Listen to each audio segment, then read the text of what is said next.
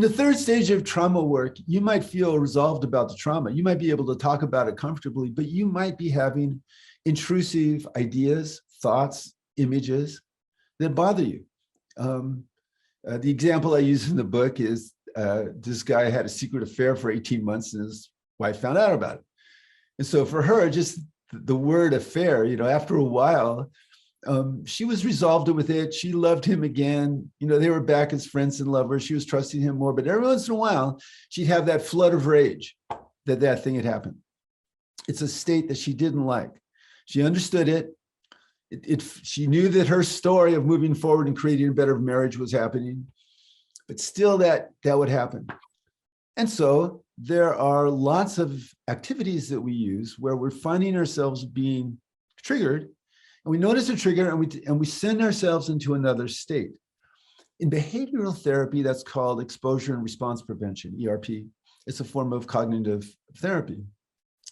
But also in the traditions, we call that mindfulness. We call that creating states of consciousness. And in Vajrayana Buddhism, there's 32 stages, and each one has all these states that you enter. And in each state, there are feelings, there's a story, there's thoughts, there's a sense of self, and there's a capacity.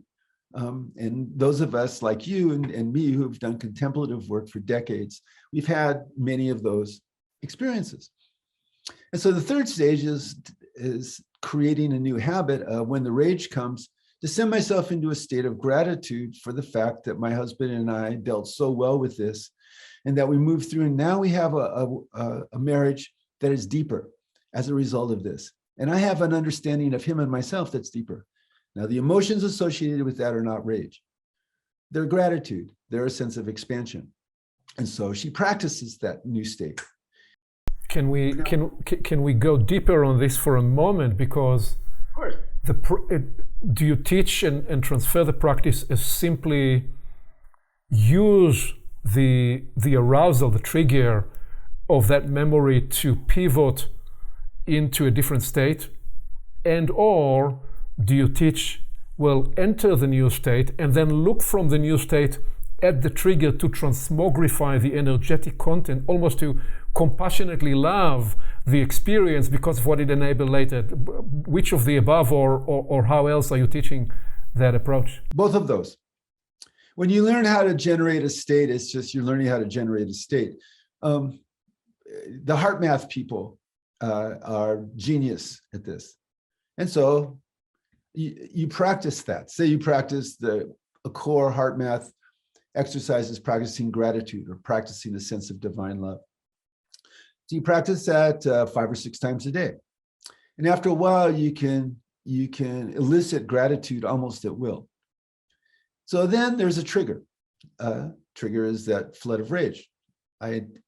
Specifically about the affair in this case. Then you focus on gratitude for your and your husband's transformation.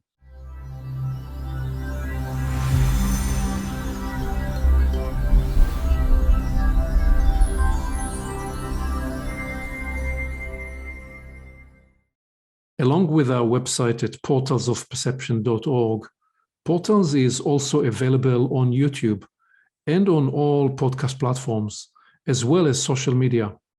You can become an active member and join the conversation in community events. And you can help us get the word out by liking this content and by sharing it with your friends.